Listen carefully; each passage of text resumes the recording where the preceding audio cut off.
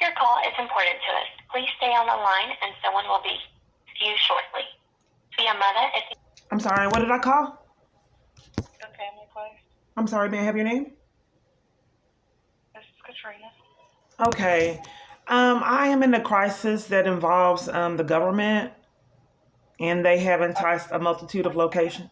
I'm sorry? Let me transfer you to the hotline crisis thing. Oh, what did I call? What did I call?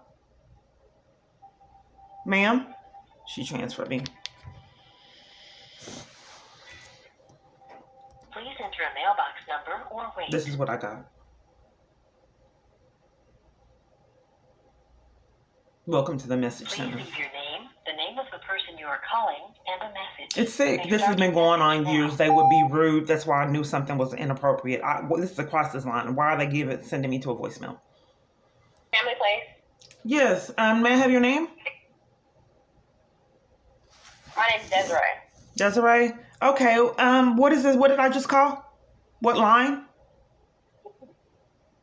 This is the hotline. The family place? The hotline? I just called the same number that's stated on my phone that it was a hotline, and she transferred me to a voicemail with no name. And if it's a crisis line, why would they transfer me to a voicemail? Okay, who are you trying to reach, ma'am? Okay, this is a crisis hotline for women fleeing abuse. Yes, ma'am. You Who sure? Are you trying to reach? Are you sure this is a crisis hotline for women fleeing abuse? Yes, ma'am. Who are you trying to reach? Okay, if this is a crisis hotline for women fleeing abuse, why are you asking me who I'm trying to reach? Okay, ma'am, I'm on another call. You're going to have to call back or you're going to have to hold, okay? Okay, are you denying me services on the crisis hotline? Hello? It's sick. So at first, it was mental breakdowns. I was emotional because there was nowhere on the planet. I went to churches. I was degraded, drug out of them, and they covered for the crimes. I went to family members. They hung up in my face. I mean, this would personally, I went to locations. The police would interrupt. And for goodness sake, I was arrested at New Beginnings in Garland, Texas, just for simply sitting at a support group and assaulted. So I could not, and this is what you're allowed to see. It was way out of control. They would come in hotel stays, threaten to break the door down, the police, because they kept doing it. I wouldn't answer the door. Nothing had happened. They just abused power and terrorized me. I was already terrified of living and, being homeless, not being able to escape the abuse anywhere, all these massive crimes going on, denied law enforcement. And then they just come out hotel rooms and force me to leave. I call on my phone trying to order food. The scammers would not even let me order food. It was so they were so corrupt. They just caused problems in every avenue of my life. So when I was at the hotel stays, I tried to order food so I wouldn't have to go out and get terrorized, and they caused problems with that. At what location I ordered a pizza? And I ordered 2 medium pizzas for like 30. It was a special, like for $13.99, $14.99 or something like that. They told me it'd be 3 hours. I hadn't ate all day. I was very hungry. So they came 3 hours later. I'm forced to talk to scammers. I don't know what they do to my food. So they came 3 hours later, and then they had a personal pan pizza and not the 2 medium pizzas that I ordered. That was critical because I was staying at a hotel and it was across the street from a freeway, and there was no food available over there in that area. So I needed food to be able to sustain my stay there. So a personal pizza was not going to help me. So the personal pizza, I said I did not want it. I closed the door. He kept beating at the door. I wouldn't answer the door. I told him I didn't want it. I didn't order that. He called me and harassed me on my phone. I would not answer my phone. So he went to the hotel and then harassed me, had the hotel call me on their phone, on the hotel's phone, and harassed me that way. I said, sir, can you please stop calling me and having him harass me? I have told him multiple times I did not want that. They have been getting away with this chaos for years. The hotel later on locked me in the room. They locked me in the room and would not. I had an Uber that was waiting on me outside. Like I said, it was right in front of a freeway. So I had an Uber, terrified for my life, and they locked me in the hotel room. They said they didn't have time to get me out. I had to wait. I threatened the police, and then they came. At this time, the police weren't getting involved. Now they're enforcing these people to be abusive. And then, like when they rip my car seat, they have them bully me and violate me in these schemes. In the past, they would compensate. So to compensate for locking me in the room, they gave me a free room. But now they entice these conspirators to be abusive and withhold any compensation for the chaos they created. So this is, I mean, they've been you have to see it to believe it. I cannot get any domestic violence assistance. I can't get any education. I cannot get any advocacy anywhere that I have been on the planet. Everywhere I have been, there are enticed corrupt people that entice these people to deprive me of services, education, and love and support. In the process of getting the help, they're told to disregard me, violate me, and mistreat me in the process. And they do it. All locations. Okay, I'm sorry. This is Genesis Outreach. Yes, this is the Outreach Counseling Office. Okay, may I have your name? My name is Sarah. Oh, okay. I think that I came in and met with you. Yes, I've been trying to get help for a domestic violence situation that involves the government, and I informed you that I was terrified for my life. So here at Genesis, we do serve women who've experienced domestic violence from a partner. Did you need to schedule an appointment with a counselor or an advocate today? Your name is Sarah? Yes. Did you not hear anything that I just said? Ma'am, I'm letting you know what services we offer. If you let me know what service you'd like, I can connect you with the right person. Okay. Did I talk with you in the past okay, this is a hotline and you don't want me to know how I can get assistance there? This is not the hotline. This is the front desk at the Outreach Office. Okay, so I call this number, and what are you saying that I have to do to get service? Because I haven't received any services for years at any location that I've tried to get assistance at. What are you saying that I need to do calling this domestic violence location to get assistance? Yes. To get assistance, you would need to schedule an appointment. Okay. Would you like to schedule an appointment with a counselor or an advocate today? Okay, so let me make sure I understand. So I've called a hotline for assistance, and you're depriving me of any assistance, any information altogether.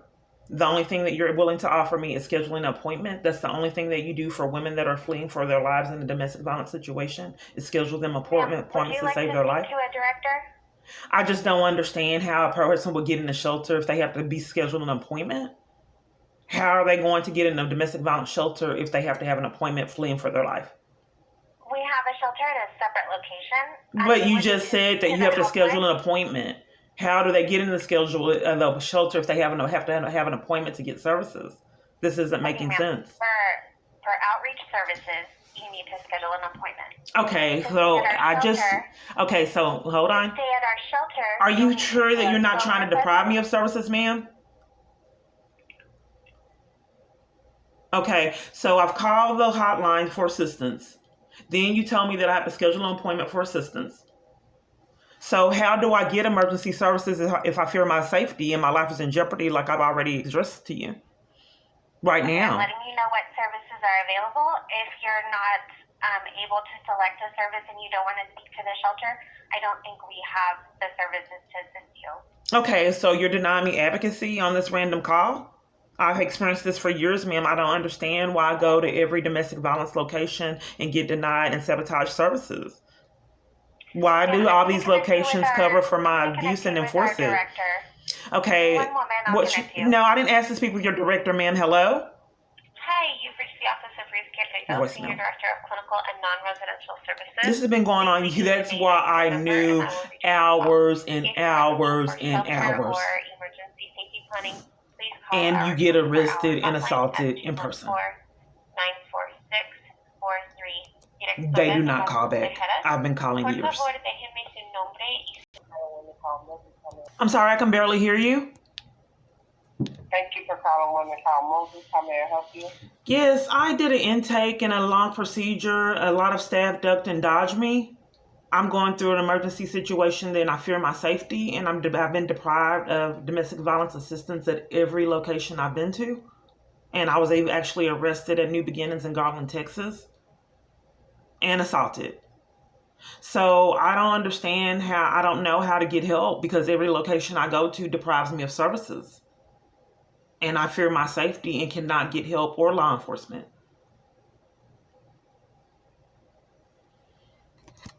So what's your name, ma'am? It's Kiana Clark. Okay, Miss Clark, I'm going to take your name and number down, and I'll have one of the supervisors call you. Okay, do you have services available? We're at capacity at this time. Okay, that's what I was told, that she couldn't help. Is there a particular reason why she didn't advocate and give me any education or resources?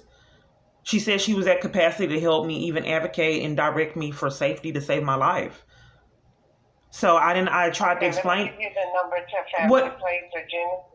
Okay, I'm not understanding, ma'am, why you're depriving me of services. Miss Clark, I'm gonna discontinue this call because we've spoken to you before and we are aware of what you do and what's going on. So I'm gonna discontinue the call. Okay, if you're aware if I'm in a domestic violence situation, why would you discontinue the call, ma'am? Hello? She hung up. Am I direct your call? Yes, I saw online that you help women fleeing in domestic violence situations. No, ma'am. Unfortunately, no. I'm not for sure who would handle that because this is the health department, like testing, monkeypox, that type of issue.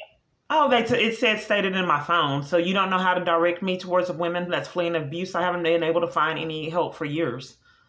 It's been impossible. I wouldn't know because we don't handle that within this building. I saw that you did on my phone. I don't know. It said on my phone that you help with domestic violence and you don't have a referral.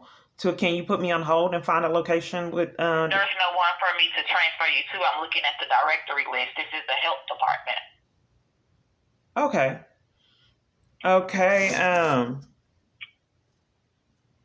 Okay. Well, I apologize. I will try another number. I'm sorry about that. Okay, thank you. This is what I pulled up on my phone. That number. So I see this right here. The Family Violence Protect Program, Texas Health and Human Services.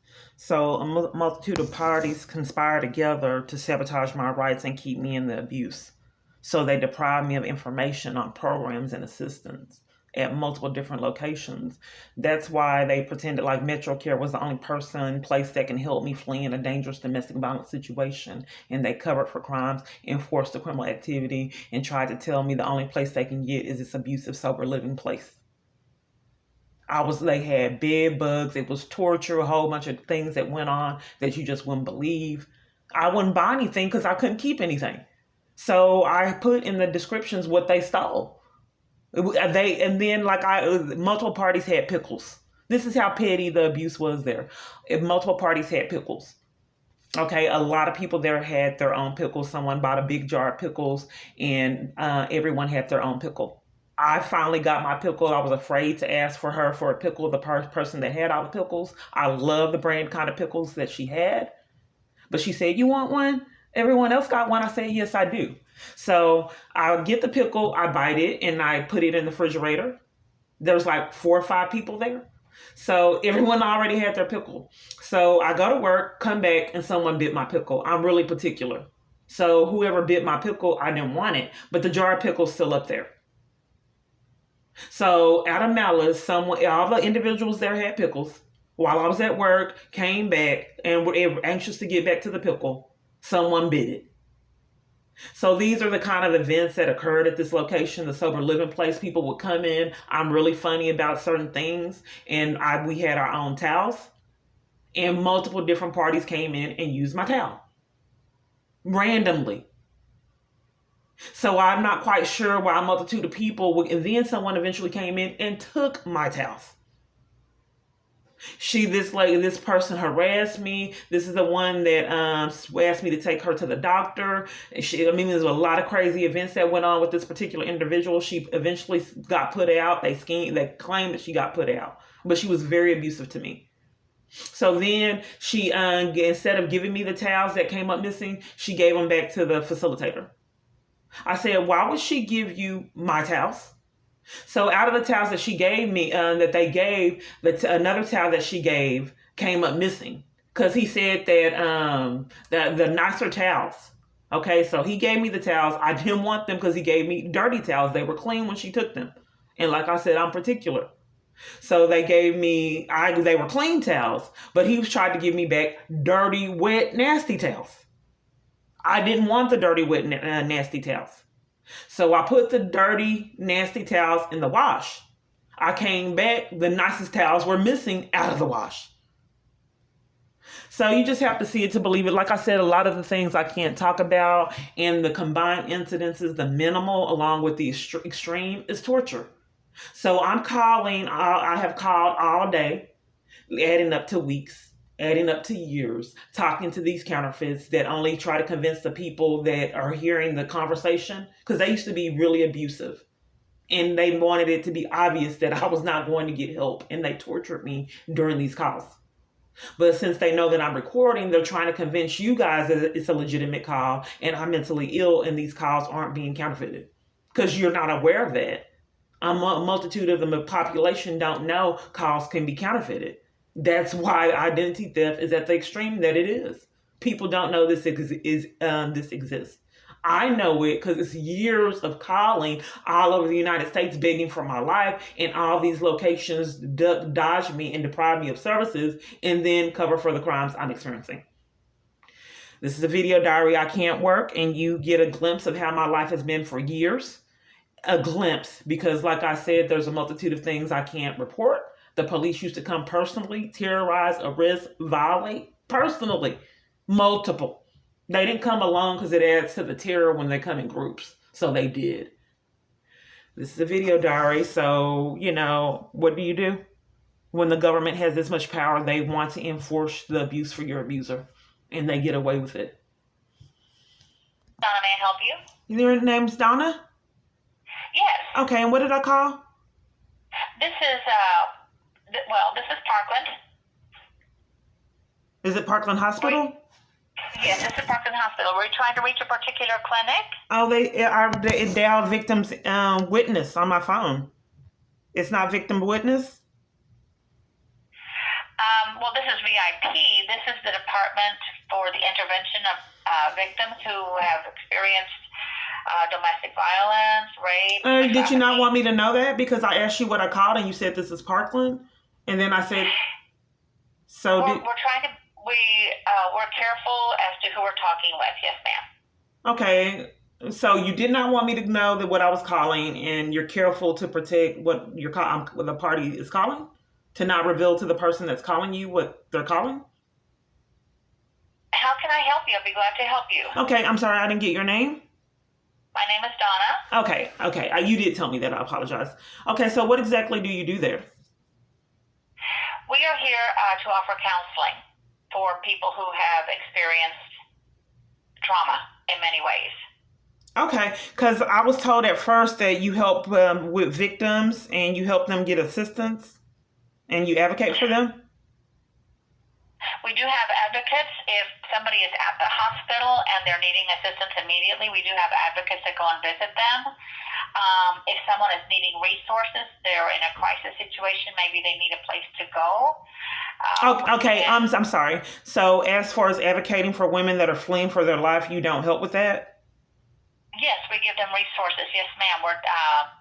Okay, so the only thing that you do for women that are fleeing their lives, because I've been getting this years, apparently no one assists. So the only thing that you're willing to do is give them other locations they would have to call to get help, and that's the only thing that you do, period, as an advocate. You don't direct them towards help, give them the legal information they need, education, documentation, and direct them in the right path and assist them and give them love and support.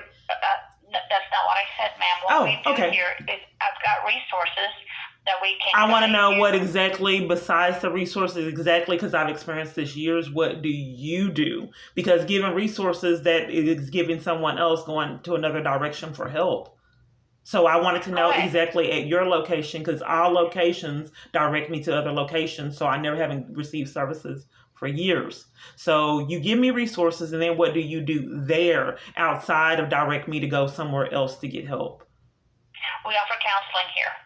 Okay, so that's what so you women fleeing for their life, or people fleeing in domestic violence, victims of situations. The only thing that you do is give them counseling. What kind of counseling? Is it just therapy, or do you cover for the crime, or how do you assist the victim in getting justice for the crime that was committed against that victim? That would be discussed within a counseling session. I am not a counselor. I'm the person who answers the phone. Okay, But so you're basically, you the- don't want me to know what you do there to help women fleeing their lives or people fleeing for their lives in a crisis? Would you like to speak with let me see if I can find someone who can better answer Okay, I'm sorry. What's your question. position? What's your position, ma'am? Front desk. Okay, so your front desk, and what education have you given me regarding services outside of giving me referrals to go somewhere else and get help? May I place you on hold, please? Okay. Thank you. One moment.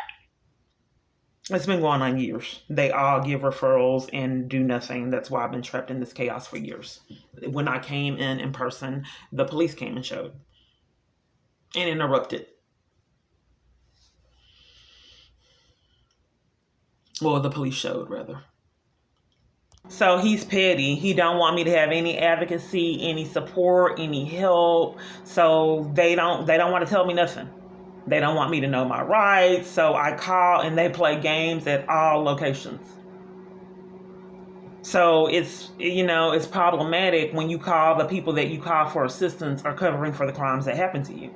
Like at New Beginnings, when they sat there and watched me get assaulted and violated by police and did nothing.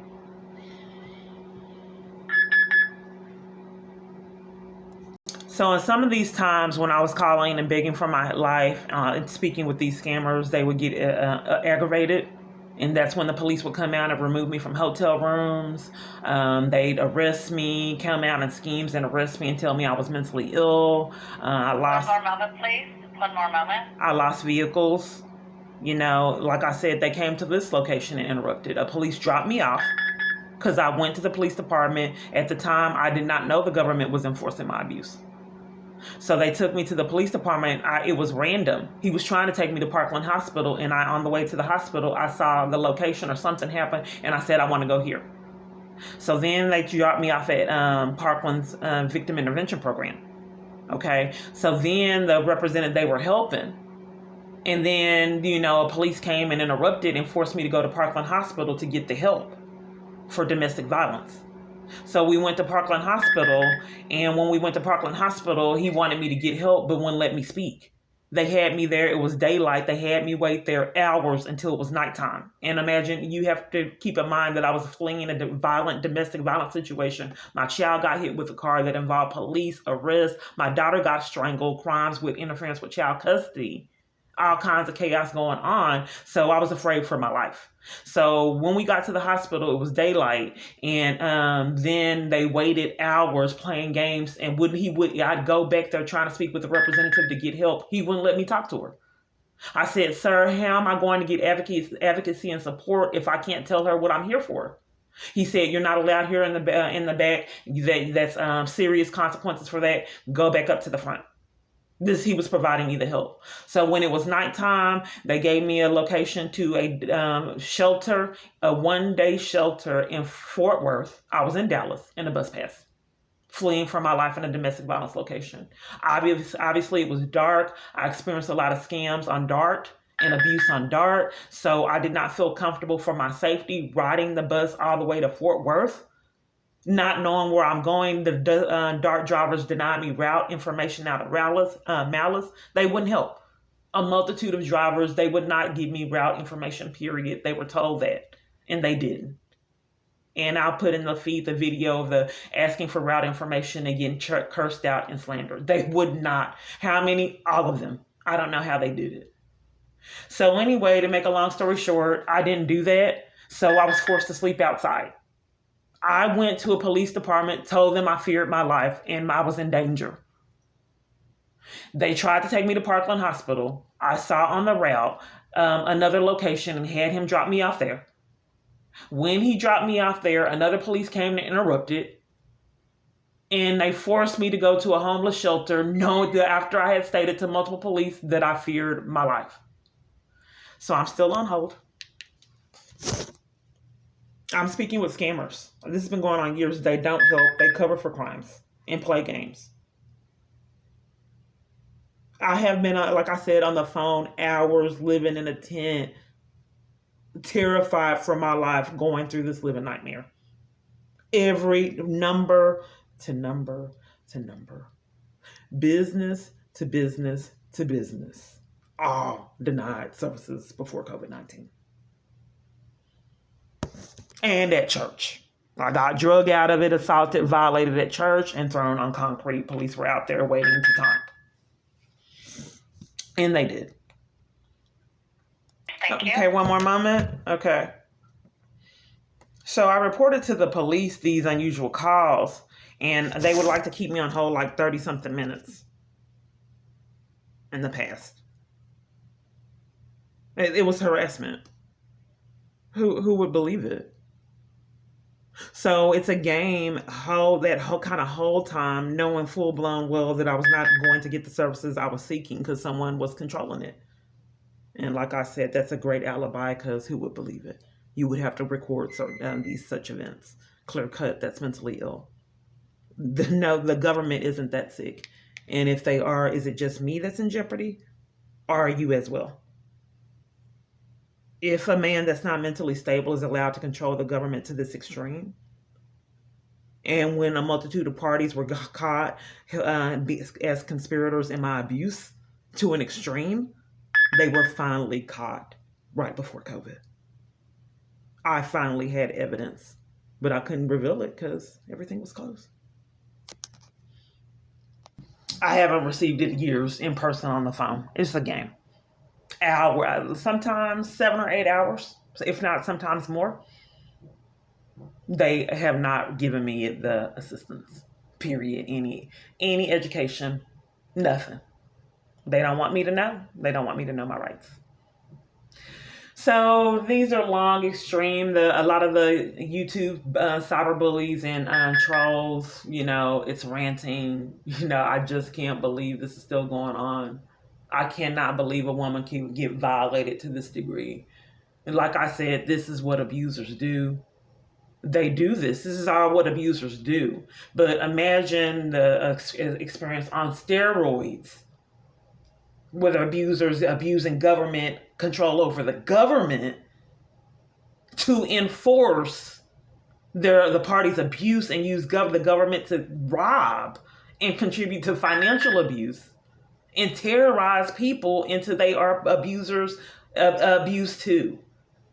So they have these people conspire with the crime, deprive me of services to get out of their abuse, break into my phone, hacking, preventing from someone from making an emergency call in an emergency situation is a crime, and enticing the scammers to deprive me of reporting emergency situations, getting robbed, pickpocketed, threatened. They would hang up in my face and cover for it. Attacks. Multitude of times, the snake, the poisonous snake. I think it was deliberate because 911 kept hanging up in my face multiple times. I could not, like 3-4 times. So I flagged down a police in the area. He covered for it too. The only party, the man at the church that walked me to my tent a couple times after he saw the snake, that went to go get his gun because he wasn't walking to that tent and endangering his life. He had that RV for a reason that he stayed in. They just wanted me fleeing for my life to live outside in that tent. That's the only service they could provide while I was getting terrorized on their property. And then later cut the lights off where it was pitch black. And another scheme knowing that it was another time there was a car on property they didn't authorize. And he said that if I called the police, I said someone was walking around the tent. He said if I called the police to report that, he was going to put me off property. Ma'am, are you still there? Yes, I was waiting for you to finish your statement, whoever you were talking to. Okay. But so, I mean, if you're needing to flee now, if you're needing to go somewhere, I don't understand what I was on hold all that time for, ma'am. It's been almost 15 minutes, and I've experienced this years. You have to see it to believe it. I'm not quite sure what you had me on hold for. Our counselors are busy with other clients right now, and so. And you're unwilling to provide me any education on what I can do if the government's involved. You're unwilling to provide any assistance for that altogether because they're busy? That's not something if you're needing assistance for resources. I don't understand what your job duty is, ma'am, because I've been on hold 15 minutes. And in fact, I've experienced this years to never get help. And it's like the parties I call cover for my experience instead of assist me. I don't know why they do that every call that I make. Okay, I apologize, ma'am. I just don't know what you do. I wanted to know because I've been on hold 15 minutes, in fact, years, to not get anything resolved on what we can accomplish through this phone call. And you haven't been very supportive for a woman that is in a crisis fleeing for her life. Do you need some of the resources that we have to offer? I just wanted to know what you do, this location, and I don't understand why you deprived me of that for 16 minutes. Outside of just giving me resources, why would you not want me to know what you do there if you're not a conspirator in what I'm experiencing? Yes, I've told you that we do the counseling part here. Okay, so the only thing that you're willing to provide me is mental health counseling, like all other locations, they actually deprive me of that. So the only thing that you're willing to do is give me mental health counseling for me being in a dangerous situation and I fear my safety. That's the only thing you want to provide me is counseling, like all other locations, if they do provide that service as well. Thank you for your call. Yes, ma'am. That's what we're set up for here. Different places. That's not what I saw online. That's not what I saw online. So the only thing that you believe that you're set up to do is just give me mental health counseling? If you're needing to call back, I don't understand what your position is and how you could have that position and not want me to know what the services you provide. I'm not quite sure what's happening here, ma'am. How am I calling a victims intervention program and you're depriving me of services? And I don't know who you are. Bear with me, please. Yeah, ma'am, I don't want to be placed on hold, ma'am. Okay, I just don't understand why you keep putting me on hold and don't want to give me information. If you provide counseling, that's the only thing you're willing to provide, and your website says that you offer more than that. Why would you just want to have a victim to get mental health counseling and not only that? Thank you very much, ma'am. Appreciate your call. Ma'am. Bye-bye. They've done this when they get caught in lies and schemes, they hang up. This is what scammers do. I mean, who believe it? And even if you do believe it, we're the government. We've been getting away with it years. Who's going to stop us? I can't. I mean, they're scammers. I cannot get help. So the only reason why I did this, because this has been going on years, is so you can see the living nightmare that I went through. Going in person, it's the same thing in person. I already have established that. But let's go ahead and make one more call. I'm not going to get the help. Someone that is listening to this chaos and witnessing this chaos, you need to report. You have a responsibility. There's child abuse involved. And if you are not concerned about my welfare, you should be concerned about your own. Hello? It's malfunctioning.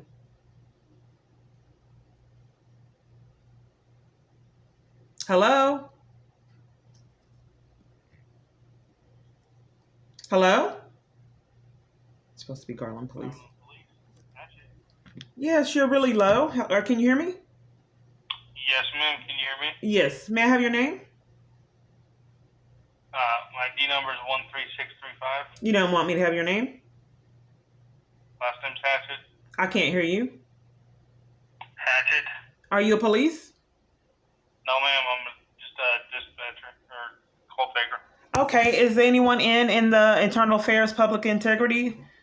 I get transferred over there. Okay. Is it a voicemail? I do not know. Okay. I have a question. Well, I'll go ahead and get transferred over there. Let's see. Give me 1 second. If they return my call. Okay, 1 second.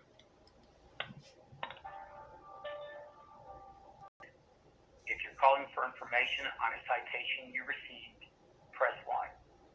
If you're calling to speak to the Garland Police Department's Professional Standards Unit, press 2. I'm pressing 2. The Professional Standards Unit of the Garland Police Department. Please leave a detailed message with your name and number, and we will return your call. Ha llamado a la Oficina de Estándares Profesionales. Hello, my name is Kiana. We spoke in the past. I told you that the police interrupted me multiple times. They interrupted me at New Beginnings after I showed the staff footage of me getting ran off the road going to that location. And they enticed the location to give me an appointment a month away. And I was terrified for my life because I had just got ran off the road and cars were stopped on the freeway. So some kind of way, the police enticed the location to give me an appointment a month away. So they also interrupted me speaking to a Garland's victims advocate and told me to go to Plano to get housed in the crisis at Salvation Army, and they didn't even have a housing shelter there. And if I was speaking with a victim's advocate afraid for my life, why would they tell me to go to a homeless shelter? But anyway, so I went all the way out to Plano and realized they didn't even have a homeless shelter there. I don't know why police would do that. So then moving forward, I go to a domestic violence support group, and I was assaulted and arrested there. You said you'd review the camera footage of both of those incidences. Then I went to the Texas Rangers reporting my daughter's abuse, the abuse of my son, as well as my abuse, and was arrested there. And, I told you that I was targeted by multiple different police departments. You told me you reviewed that camera footage. And in fact, I've reported to the police that I believe my calls were counterfeited. And I reported prank calls. So after I did that report, they told Motel 6 to deny me services and scheme with Denny's across the street to deprive me of food. So I'm not quite sure why I would get tortured by a multitude of police departments. I told you that I believe that I was targeted, and you said that's extremely rare. But some kind of way you still didn't call me back and review that camera footage, the body cam footage. So can you please give me a call back? Thank you.